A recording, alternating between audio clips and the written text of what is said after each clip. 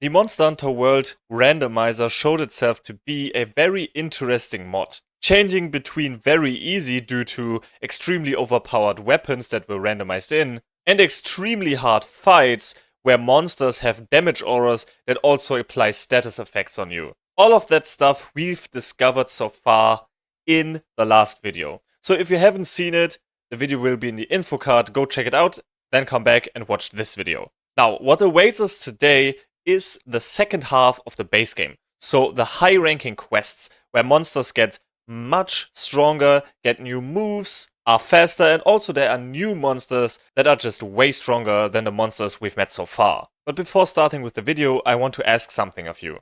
Only 1.3 of the people who watch my videos are actually subscribed to the channel.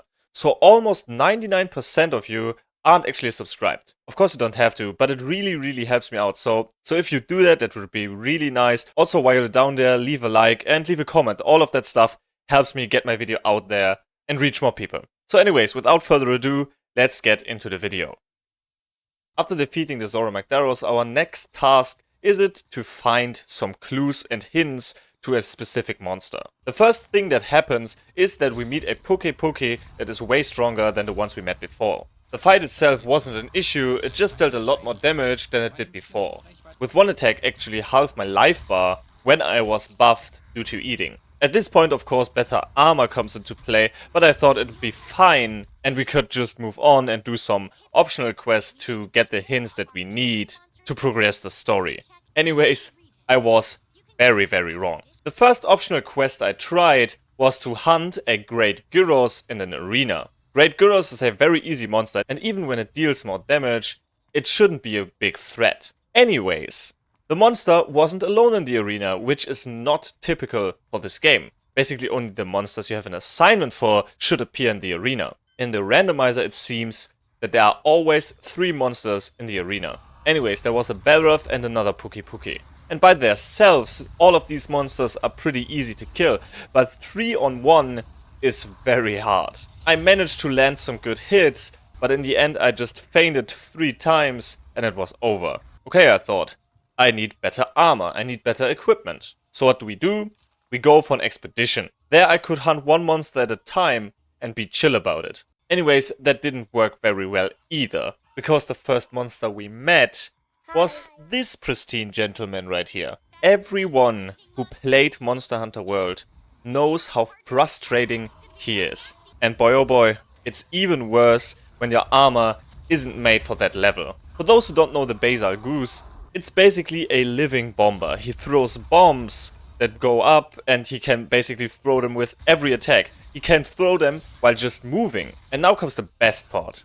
He had the damage aura. Well, it didn't deal direct damage, but it would poison me. And it would poison a lot. So basically taking an antidote wouldn't help much, but I had to take it because I would die otherwise. Speaking of dying, I died a total of 1, 2, 3, 4, 5, 6, 7, 8, 9, 10 times. And you know what I get for that excruciating experience? Nothing. I didn't get anything. Because just seconds before defeating him, he just left the area. Bye. So I basically sat there for 20 minutes, dying over and over again, just to get nothing. So yeah, what a great start into the second half of the base game. So obviously, we had to come up with a new plan. First up, I took a look at the armor sets that were available to me. And I found really nice leggings that would give me non-elemental boost, which is an ability that boosts all weapons that don't have elements on them. Lucky for us, our greatsword doesn't have any elemental damage on it. Next up, I wanted to make a charm to increase my critical strike chance. I found the Stealth Charm 1, which would give us critical eye 1. It isn't much, but for starters, I'll take it. The only thing we had to do for that was to kill a Great Jagras. So I took on an investigation and started up the mission. I wandered around for a bit and couldn't find any trace of the Great Jagras. But I found a Poke who went down really fast, as well as a Toby who did the same. And I have to mention, it is low rank, so of course they did. Anyways, after running around a bit more, I couldn't find the assigned monster.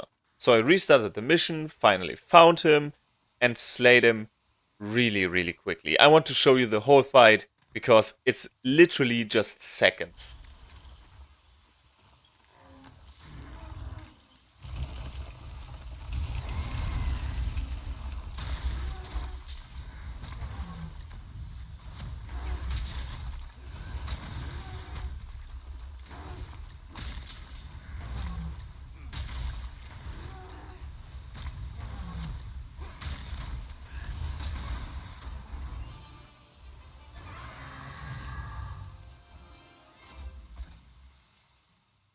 Of course, in low rank with the weakest monster in the game, it was to be expected, but I think there's something really funny about the fact that he couldn't move at all. He just laid there and didn't do anything. Anyways, with that out of the way, we finally could make our first charm. But I noticed something was really off about them, because every upgrade of the charm would give it a new ability. So basically any charm could in the end make a very good one. And I would never know, because I can't make all of the charms in a reasonable time. So upgrading charms is a really big gamble at this point. However, our next step would be to go on and find the tracks for the story mission, which I did off screen because it's not really interesting.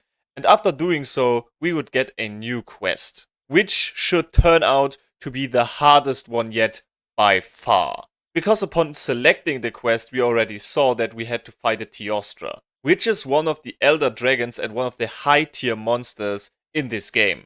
However, our weapon was strong, so I was confident I'd be able to get him.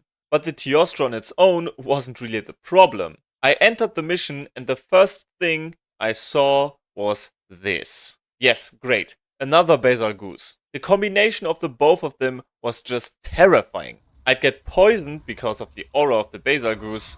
Of course, everywhere explosions went off. And the Teostra inflicted electric blight on me, which would get me stunned ever so often. The only thing helpful about this combination of monsters is that their explosions would hurt the other monster as well, which would stagger them or keep them distracted for a second. Nonetheless, I fainted 2 times until actually managing to defeat the Teostra when the Basal Goose left the area for a short period. Anyways, for the Basal Goose 0 out of 10, I just despised this monster so much. This again showed me that I really needed to upgrade my gear. So I looked out for a certain quest, which would reward a lot of money and also give upgrade material for our armor. And actually, the quest was there. A quest where you had to fight 5 Mo Swines. The catch is that they one-hit you. Of course, they are really weak monsters in general. They can't take a lot of damage and they aren't really aggressive and fast, but just one hit was enough to get you. Also, they were scaled up a lot, so their hitboxes were much larger. And the cherry on top is that there are only 4 in the beginning and the 5th one comes when defeating the 4 first ones. And as you can see, the 5th one is just way larger than all of the ones before. Also, he wouldn't get staggered as fast, so it'd be kind of dangerous to fight, especially when using a greatsword. Fainting in this quest really isn't a shame. It's really hard. And in the end, I completed it 2 times, which led me to about 100k. And for that money, we could buy an even stronger weapon than we had now. A 1200 250 blast greatsword. And also, it has 3 gem slots. A nice defense boost as well, and 0% affinity, which is great because most weapons with high damage in this mod seem to have low affinity or negative affinity. So I'm really okay with 0%. Now, sadly, the footage of the next 2 quests is corrupted. So I won't be able to show you most of what happened. I'll just briefly summarize it. The first assignment was to hunt an Azure Rathalos. The fight went pretty okay. I fainted 2 times, but in the end managed to defeat him rather quickly. The second assignment was just to spot 3 monsters in the Elder's Recess. I didn't have to, but I decided to slay the Dodo Gamma just for the materials, and he's such an easy monster. And that's all what happened in the corrupted footage.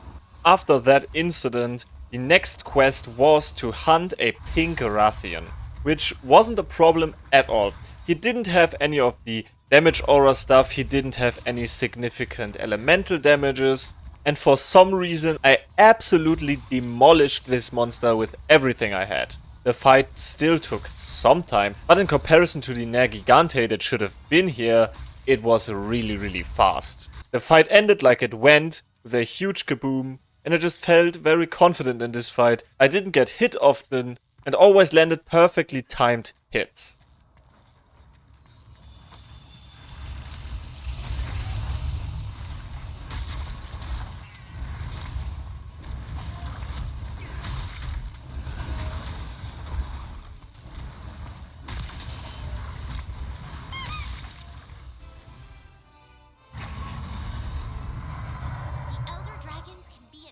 The next assignment would be to hunt a lava scythe, which in my opinion is the most balanced fight so far.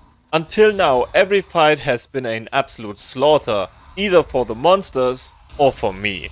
But this one was different. The lava scythe took a decent amount of damage even with our overpowered weapon. It didn't have any life-threatening effects like the poison aura or a damage aura, but it still was able to hit me for huge chunks of damage when I wouldn't evade correctly. It had a very hardened skin, so my weapon would bounce off ever so often. This required me to either soften its skin with a clutch claw attack or break his parts. Its most dangerous attack were definitely its fireballs. It could shoot them quickly or a charged big one, which would basically one-hit me.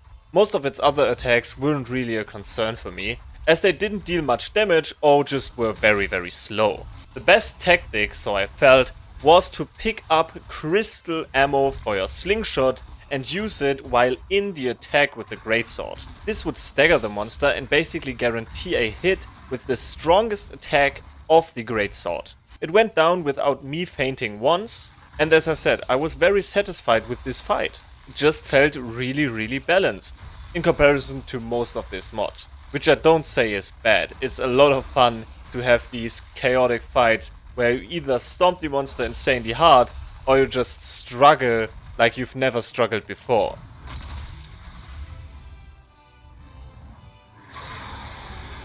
Spectacular!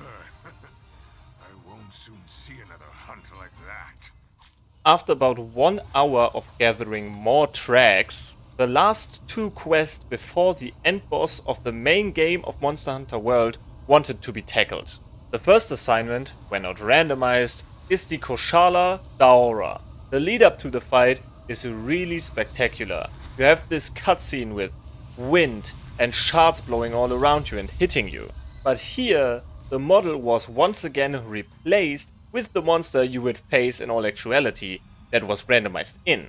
Pretty anticlimactic when you see the great gyros hovering in the air above you, but also absolutely worth it as it looks insanely funny. I can't say it beats the great Jagras fighter jet of the last episode though. Anyways, the fight was very easy of course, but I still want to show it to you in its entirety, as I played so bad, it was just the absolute opposite of the fight against the Pink Rathian.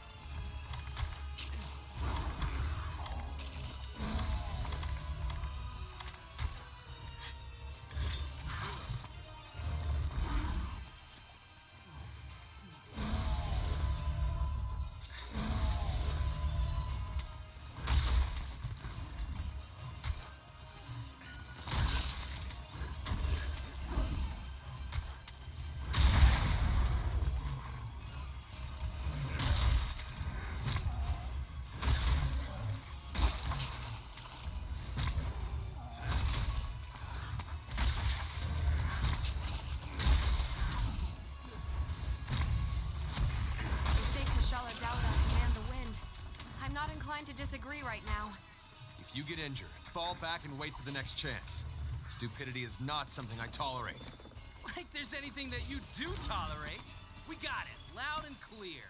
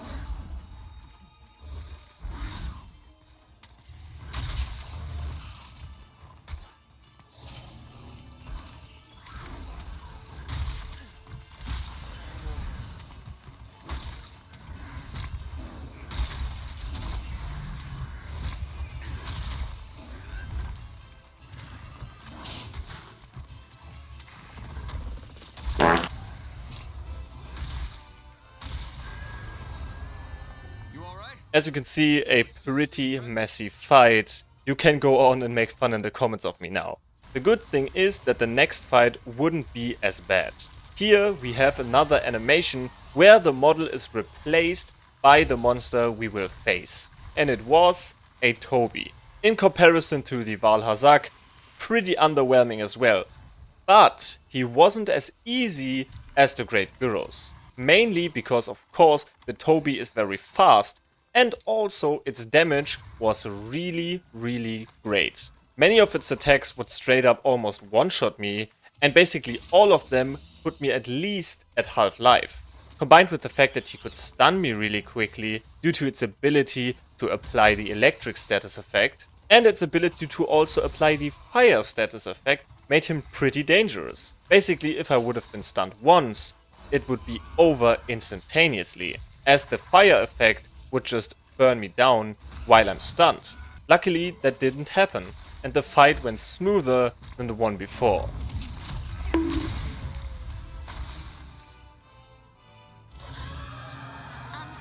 We hope you don't mind us stepping. Now that we got those two out of the way, we can finally move on to the end boss of Monster Hunter World.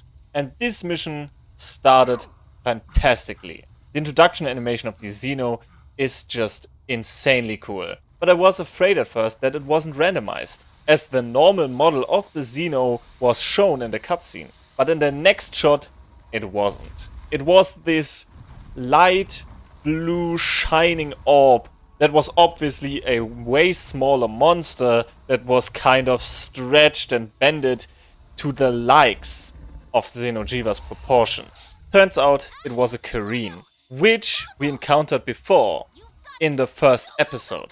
In that fight, the Kareen was really easy to defeat. It basically fell over pretty fast, didn't deal damage, and just wasn't aggressive at all. But here it was way different. It may not have been taken as long as the Xeno would have, but this monster put up a fight. The damage it dealt was huge. It wouldn't one-shot me if I ate before I started up the mission, which I didn't because I always forget. So the first thing that happened into the fight is that I got one-shot. Anyways, after returning, the Kareen was aggravated the entire time.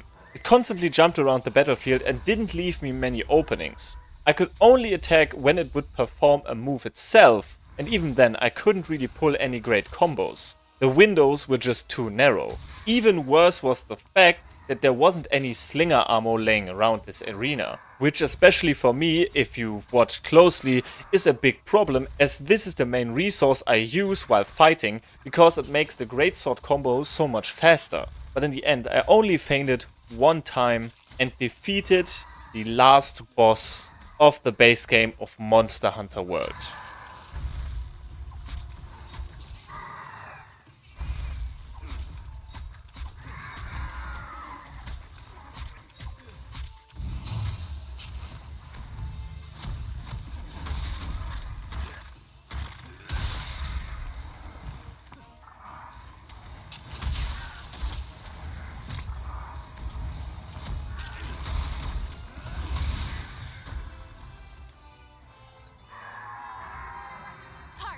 okay?